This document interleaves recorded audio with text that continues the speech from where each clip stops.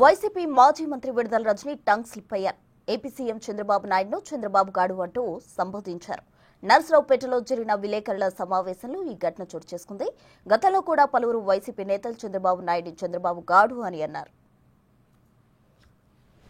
ప్రభుత్వం ఏర్పడ్డాక చంద్రబాబు గారి నాయకత్వంలో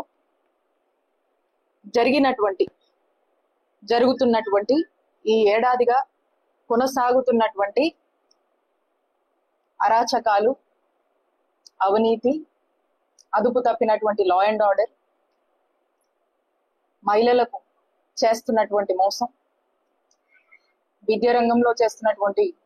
మోసం, వైద్య రంగంలో చేస్తున్నటువంటి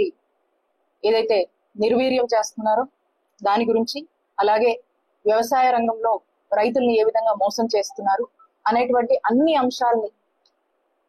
చెప్తూ ఈ సంవత్సర కాలంగా ఈ రాష్ట్ర ప్రజల్ని పీడిస్తున్నటువంటి ఈ రెండు పాలన గురించి చక్కగా వర్ణిస్తూ ఈ వెన్నుపోటు అనే పేరుతో మరి జగనన్న అంటే నమ్మకం,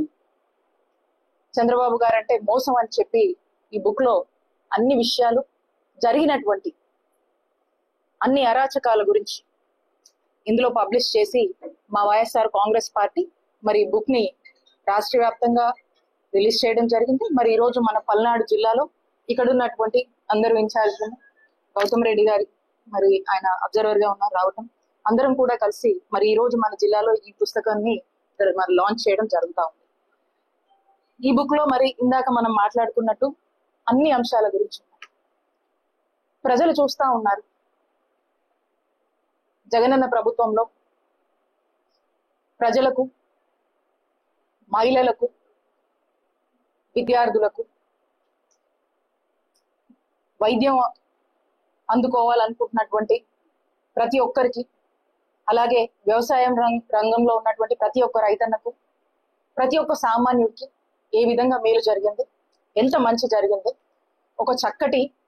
పీస్ఫుల్ వాతావరణం ఆంధ్రప్రదేశ్ రాష్ట్రంలో ఉండింది. సామాన్యుడికి న్యాయం జరుగుతున్నటువంటి పరిస్థితుల్లోంచి ఈ రోజు ఆంధ్రప్రదేశ్ రాష్ట్రంలో కూటమి ప్రభుత్వం ఏర్పడ్డాక ఏ విధమైనటువంటి అన్యాయాలు, అరాచకాలు, అవినీతి,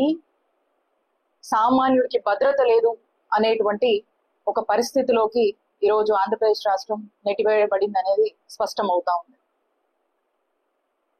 మనం చూస్తా ఉన్నాము, జగనన్న ప్రభుత్వం అన్నా, జగనన్న పాలన అన్నా అందరికీ గుర్తొచ్చేది సంక్షేమం, అభివృద్ధి, చక్కటి ఫినాన్షియల్ అసిస్టెన్స్, అవసరమైనటువంటి డెవలప్మెంట్స్, డీసెంట్రలైజేషన్, ప్రతి దాంట్లో కూడా డీసెంట్రలైజేషన్ తీసుకొచ్చి ప్రజల వద్దకే చక్కటి పాలన, చక్కగా పనిచేసినటువంటి సచివాలయ వ్యవస్థలు, వాలంటీర్ వ్యవస్థలు, అలాగే డోర్ డెలివరీ సర్వీసెస్, పెన్షన్ ఇంటి దగ్గర ఇవ్వటము, రేషన్ ఇంటి దగ్గర ఇవ్వటము, అలా ప్రతి దాంట్లో కూడా ఆఖరికి మనం చూసినట్టయితే గవర్నమెంట్ డాక్టర్ని కూడా ఇంటి వద్దకే పంపించి వైద్యం అందించినటువంటి ఘనత జగనన్న ప్రభుత్వానికి